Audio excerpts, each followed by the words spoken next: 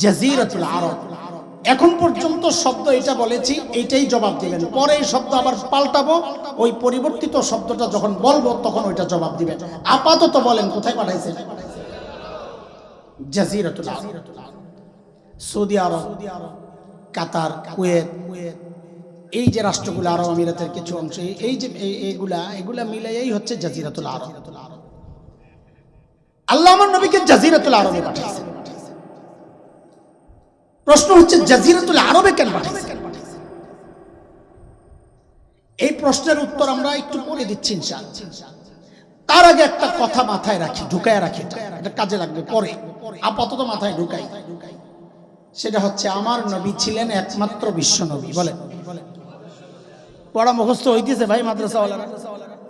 হ্যাঁ, পড়া মুখস্থ হইতেছে? পিছনের পড়া বললে জিজ্ঞেস করলে পারা যাবে তো ইনশাআল্লাহ। না রে মুরগি, সোজা বলেন আমার নবী কি ছিলেন? আমি বিশ্ব নবী বলি নাই। একমাত্র না বললে সব আউলে যাবে। বলেন আমার নবী কি ছিলেন? একমাত্র বিশ্ব নবী। সবাই বলেন আমার নবী কি ছিলেন? এই একমাত্র বিশ্ব নবী কাকে বলে আর অর্থ কি সেটা আমরা পরে আসতেছি ইনশাআল্লাহ। আপাতত শুধু এইটুকু কথা আপনি মাথায় ঢুকায় রাখেন, আমাদের নবী কি ছিলেন? আবার বলেন, আবার বলেন। এইবার আসে, আমার নবীকে আল্লাহ তাআলা কই পাঠাইছেন? জাজিরাতুল আরব। বলেন কোথায়? জাজিরাতুল আরবে কেন পাঠাইছেন? এটার জবাব বোঝার জন্য আগে জাজিরাতুল আরবের অবস্থানটা বুঝেন। বিশ্ব মানচিত্রে এই জাজিরাতুল আরবটা কোন পজিশনে আছে এটা আগে বুঝেন। বিশ্ব মানচিত্র খুইলা যদি দেখেন জাজিরাতুল আরবের অবস্থানটা, তো দেখবেন তিন দিকে পানি। কয়দিকে? পশ্চিমে লোহিত সাগর, এরপর ওই ভারত মহাসাগর, পারস্য উপসাগর, ওমান উপসাগর, হ্যাঁ, এই সব সাগরগুলো তিন দিকে। একদিকে জর্ডান, ইরাকের কিছু অংশ মিলায় ভূমির দিকে একদিক দিয়ে লাগানো। তো বলেন ভূমির দিকে লাগানো কয় দিক? ফাঁকা পানি কয় দিক? ঠিক মানব দেহে মানুষের যে হার্ট আছে, হার্ট, এই হার্টের যে অবস্থা, তিন দিক শূন্য, একদিক বডির সাথে লাগানো। এই হার্টের যে অবস্থান বডির মধ্যে, জাজিরাতুল আরবের দিকে তাকাইলে মনে হয় যেন এটা বিশ্ব মানচিত্রের হার্ট। সেই কারণে ভূবিজ্ঞানীরা জাজিরাতুল আরবের নাম দিয়েছেন জিওগ্রাফিক হার্ট। এটা বিশ্ব মানচিত্রের হার্ট। আমি আবার জিজ্ঞেস করি, আল্লাহ আমার নবীকে কই পাঠাইছে? বলেছিলাম শব্দ চেঞ্জ করব, এই যে এখন চেঞ্জ করতেছি, এর পরের থেকে এই চেঞ্জ করা শব্দ বলবেন, আল্লাহ আমার নবীকে বিশ্ব মানচিত্রের হার্টে পাঠাইছে।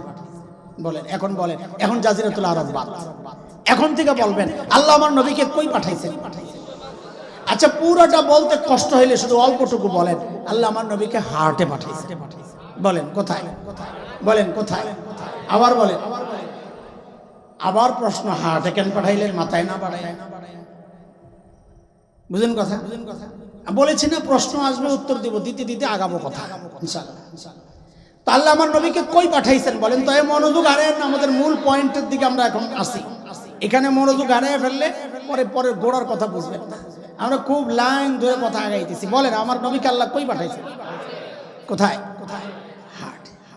হার্টে কেন? আমার নবী হার্টে কেন? তার জবাব, আমার নবী দুনিয়ায় আসার আগ পর্যন্ত আল্লাহ জগতে যত নবী, যত দার্শনিক ছিল, নবী না, যত দার্শনিক জগতে ছিল, প্রাচীন দর্শন, গ্রিক দর্শন, রোমান দর্শন, পারস্য দর্শন, ইরাকি, ব্যাবিলনীয়, মিশরী দর্শন, সমস্ত দার্শনিকের বক্তব্য ছিল মানুষকে নিয়ন্ত্রণ করে তার ব্রেন। কে? সর্বপ্রথম উম্মি নবী সারা দুনিয়ার দার্শনিকের বিরুদ্ধে দাঁড়ায়া ঘোষণা দিলেন, না, মানুষকে তার ব্রেন নিয়ন্ত্রণ করে না, মানুষকে নিয়ন্ত্রণ করে তার হার্ট। বুখারী মুসলিমের রিওয়ায়াত আসছে, আলা ওয়া ইন্না ফিল জাসাদি মুদগাহ, নুমান ইবনে বশীর বর্ণনা করেন, আলা ইন্না ফিল জাসাদি মুদগাহ ইযা সালাহাত সালাহাল জাসাদু কুল্লুহু ওয়া ইযা ফাসাদাত ফাসাদাল জাসাদু কুল্লুহু আলা ওয়া হিয়াল কলব। নবী বলেন, মানুষের শরীরের মধ্যে একটা গোশতের টুকরা আছে, এইটা ঠিক হয়ে গেলে গোটা শরীর ঠিক, এইটা নষ্ট হয়ে গেলে গোটা শরীর বরবাদ। আমরা এর ব্যাখ্যায় যাব না, আমরা শুধু এতটুকু বলি নবীজির কথার মূল পয়েন্টটা আনি, হার্ট ঠিক তো বডি ঠিক। বলেন হাদিসের মূল মর্ম কথা কি বলেন সবাই, আবার বলেন, আবার বলেন। এই হাদিস যত পিসাবরা আছে সব পিসাবরা এই হাদিস দিয়া মানুষের আত্মশুদ্ধির মেহনতের কথা বয়ান করে। আমি তো আর পিসাব না, আমি মুরিদ চাপ। আমি এই হাদিসকে এই কাজে না লাগাই আরেক কাজে লাগাইতেছি। সেটা কি? আল্লাহ আমার নবীকে কই পাঠাইছেন বলেন তো? হার্টে কেন? আল্লাহ যেন বলছেন, নবী আপনি তো একমাত্র বিশ্ব নবী, সারা দুনিয়ায় দিন প্রচার করা আপনার জিম্মা। এই অল্প সময়ে সারা দুনিয়ায় দিন প্রচার করা আপনার জন্য কষ্টের বিষয় হবে। এই জন্য আমি আপনাকে হার্টে পাঠালাম, জাজিরাতুল আরবে পাঠালাম। আপনি হার্টে মেহনত করেন, হার্ট যদি ঠিক হয়ে যায় আমি গোটা দুনিয়ার বডি ঠিক করে দেব। আমি চ্যালেঞ্জ করে বলছি, এখনো আজকের জাজিরাতুল আরব সারা দুনিয়ায় মুসলমানদের এই অধপতনের মূল হচ্ছে ওই হার্টের। মুসলমানদের ঈমান শেষ হয়ে গেছে, আমল নষ্ট হয়ে গেছে। বিশেষ করে শাসক শ্রেণী, ওরা দালাল হিসেবে আমাদের সামনে আসছে, ইহুদির দালাল, আমেরিকার দালাল। আজকেও যদি জাজিরাতুল আরবের মুসলমান ঠিক হয়ে যায়, হার্টের মুসলমান ঠিক হয়ে যায়, সারা দুনিয়ার যত শক্তি আছে, আরে ইসরায়েল তো দূরের কথা, ইসরায়েল নাচে যে কুকুরের জোরে, ওই কুত্তা আমেরিকা পর্যন্ত মুসলমানদের পায়ে পড়তে বাধ্য। নবীজি বলেছেন হার্ট ঠিক তো বডি ঠিক। আমার নবীকে আল্লাহ কই পাঠাইছে? কেন? হার্ট ঠিক তো বলেন, হার্ট ঠিক তো। এটা আরেকটা উদাহরণ দিয়ে বুঝেন। ধরেন এই মজলিসটা একটা পুকুর, খেয়াল করেন মনোযোগ। এই মজলিসটা একটা পুকুর, পুকুরের ঠিক মাঝখানে আপনি একটা ঢিল ছুঁড়েছেন, তো ঢেউটা সমান তালে চারদিকে আসতে পড়বে, তাই না? কিন্তু যদি আপনি এক সাইডে মারেন তো একদিকে শক্তিশালী ভাবে দ্রুত আসতে পড়বে, আরেক দিকে যেতে যেতে সময় লাগবে এবং দুর্বল হয়ে যাবে।